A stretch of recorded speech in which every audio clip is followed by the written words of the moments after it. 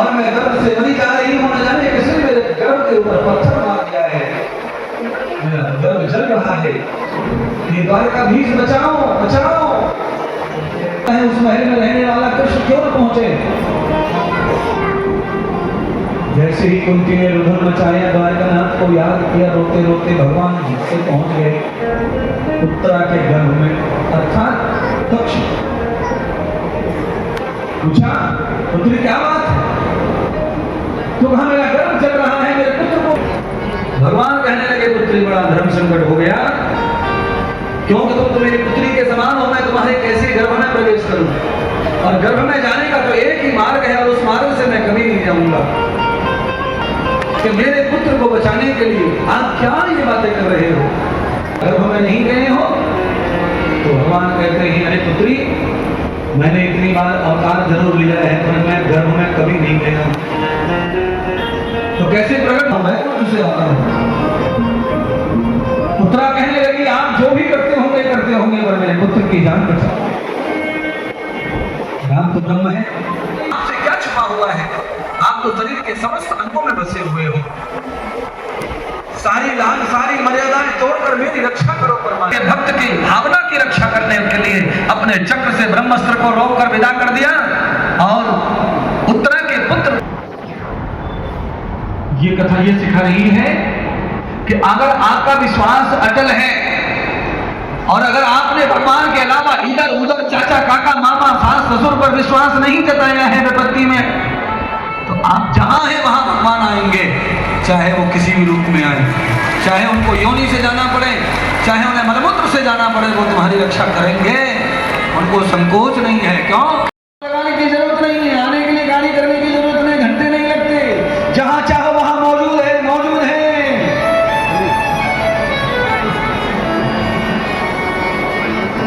द्रौपदी ने पुकारा उसी क्षण, प्रभु है समाया, ढूंढने की जरूरत नहीं है।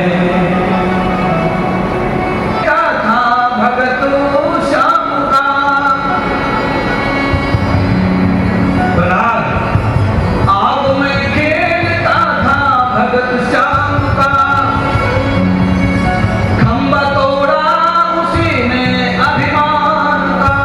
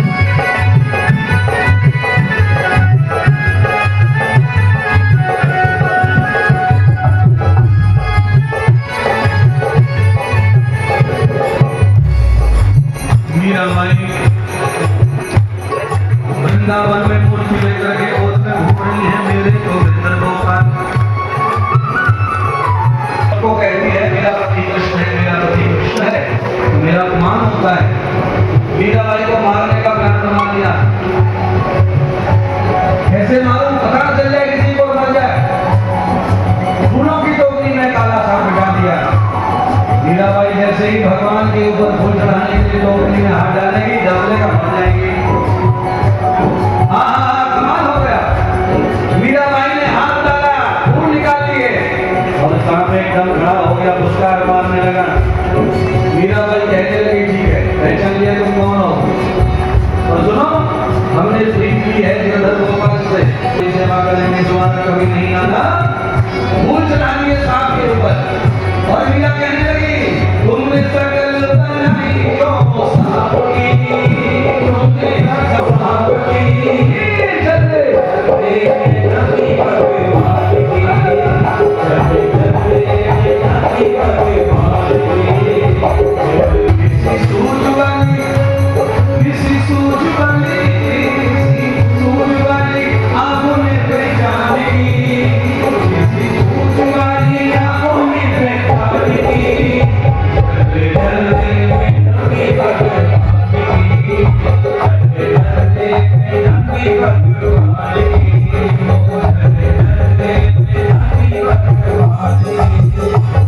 चले चले नदी भगवान की, नदी भगवान की।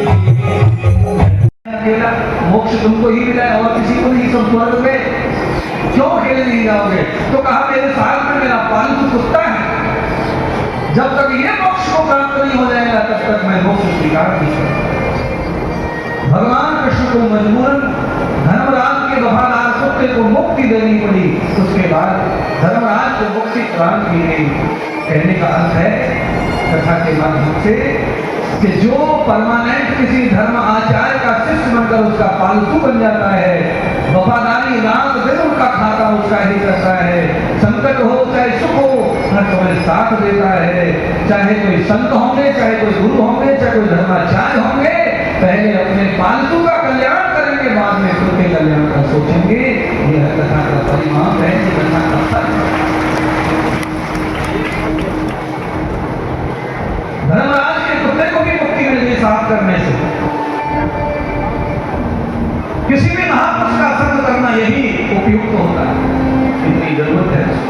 अगर का स्पर्श करना मुझे मुक्ति दिला सकता है, मुझे उनका पालतू बन के रहने से मेरा कल्याण होगा, मेरी दुविधाएं, मेरे कष्ट छूटे, यही धर्म है। अग्नि के बगल में वर्तमान घी जमा हुआ हो तुम्हारे घर में, पात्र में अग्नि जल रही है, उसके साइड में कहीं भी घी को रख दो, 2 फुट दूर धीरे धीरे घी पिघल जाता है। जिस प्रकार संग करके जमा हुआ घी पिघल जाता है, ऐसे ही किसी महापुरुष धर्मात्मा का संग करके पापों का नाश हो जाता है, पापों का ध्वंस हो जाता है, पापों का शोषण हो जाता है। ना भगवान से लोगों के साथ में दोस्ती करके बैठे हो, ऐसे लोग दोस्त हैं तुम्हारे, ऐसे लोग मित्र हैं जिनके पास में ढेरों पाप, ओझला पापों के ट्रक पाप लेके घूम रहे और आप उन्हीं के साथ हैंडशेक करते हो, उनको अपना मानते हो, उनके साथ खाते हो, सोते हो, बैठते हो, पीते हो। ये पग पर धोखा देने वालों का दोस्ती तो मैं पग पर ही धोखा देंगे।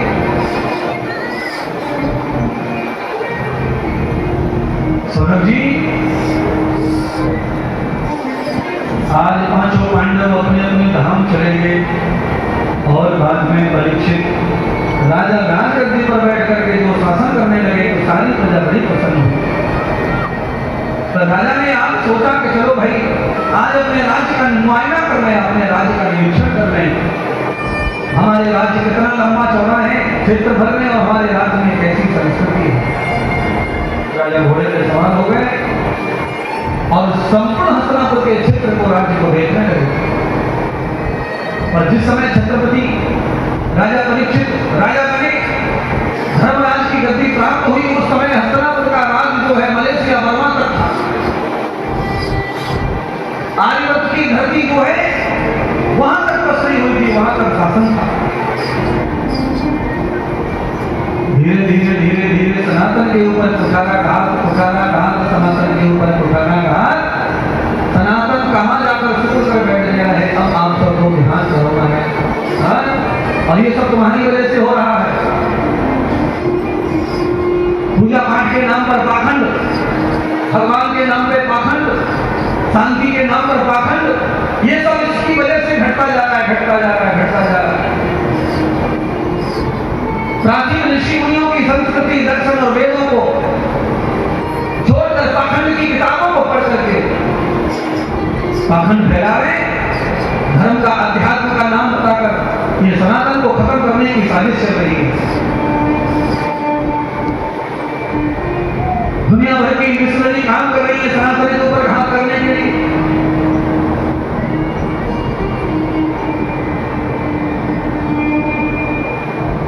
सारी दुनिया में घट रहा है केवल हिंदू समाज, सनातन समाज। क्यों घट रहा है? क्योंकि हिंदू समाज में अनन्य पूजाएं हैं, अनन्य देवताएं हैं, अनन्य भाषाएं हैं, अनन्य सोच है, अनन्य विचार है। दुनिया की किसी भी संस्कृति को आगे ले जाने के लिए देवता फिक्स करो, पहले एक साधना फिक्स करो, भजन करने का परंपरा फिक्स करो, एक तरह की पूजा करना पसंद करो, एक तरह की पूजा फिक्स करो। अगर पूजा पद्धति एक हो जाएगी हिंदू की, तो हिंदू को कोई झुका नहीं सकता। बेटा लक्ष्मी को पूज रहा है, बहू शिव जी को पूज रही है, दादाजी हनुमान को पूज रहे हैं, सारे लोग सबको पूजो, कौन नाम बोलता है? पर पद्धति एक बनाओ, सिद्धांत एक बनाओ।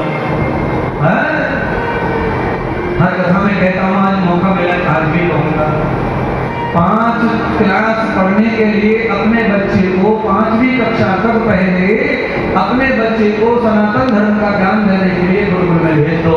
5वीं कक्षा पढ़ ले, फिर अपने बच्चे को बुला लो, फिर कलेक्टर बनाओ, जज बनाओ, इंस्पेक्टर बनाओ, जो तुम्हें बनाना है वो बनाओ। पर पहले हिंदू धर्म की शिक्षा तुम्हारे बच्चे को मिले, तुम्हारा बच्चा पूजा करना सीखे, मंत्र बोलना सीखे, मंगलाष्टक बोलना सीखे, तुम्हारे बच्चे को नॉलेज होना चाहिए सनातन क्या है, हिंदू क्या है, हम कौन है, हमारा जीवन क्या है। तुम्हारे बच्चे को बच के घुसी आती नहीं है और उसे नर्सरी और प्ले में डाल करके विदेशी शिक्षा से बर्बाद करते हो और शांति के लिए काम न करते हो, सेवा की काम न करते हो, आज्ञा पालन करे काम न करते हो, लंबा तिलक लगाकर हरे कृष्ण गाते फिरते हो और बच्चा जा रहा है कॉन्वेंट में। जय श्री राम, जय श्री राम, जय श्री राम के नारे लगाते हो और बच्चा जाता है कॉन्वेंट में।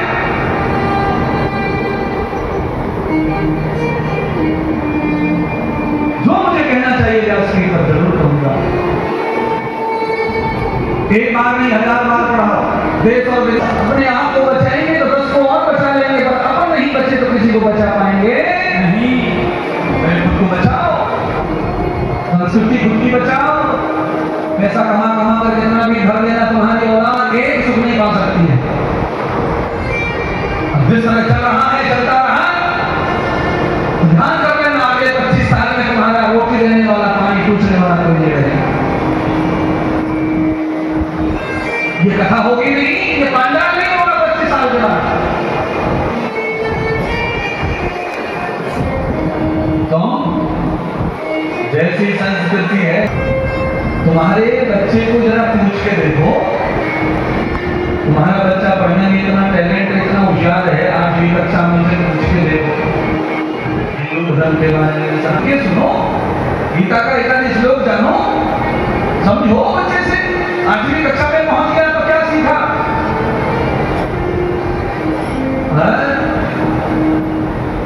चाहे कुछ भी हो दूसरे धर्मों में, दूसरी संस्कृतियों में, और पहले तो अपने देवता का ज्ञान बच्चों को देते हैं, क्योंकि हमारे जीवन में, मानव के जीवन में परमात्मा प्रमुख होता है। ध्यान करो फिर से, शिक्षा प्रमुख नहीं है, ज्ञान संसार का प्रमुख नहीं है, परमात्मा का नॉलेज तुम्हें होना जरूरी है, ब्रह्म का नॉलेज होना जरूरी है। क्योंकि उसने तुम्हारा पिंड बनाया है, उसने तुम्हारा शरीर बनाया है, नाक आंख कान उसने बनाए हैं। जिसने काया को रचा है, उस कारीगर के बारे में नॉलेज नहीं है, तो तुमसे ज्यादा बुज़दिल और मूर्ख अनपढ़ कोई नहीं है। क्या करोगे? हवाई जहाज बनाकर जब तुम्हारा कल्याण नहीं होगा, क्या करोगे? पानी का जहाज बनाकर तुम्हारा कल्याण नहीं होगा, तो क्या करोगे? सॉफ्टवेयर बना के सारी दुनिया को अपने बस में करके जब तुम्हारा कल्याण नहीं होगा,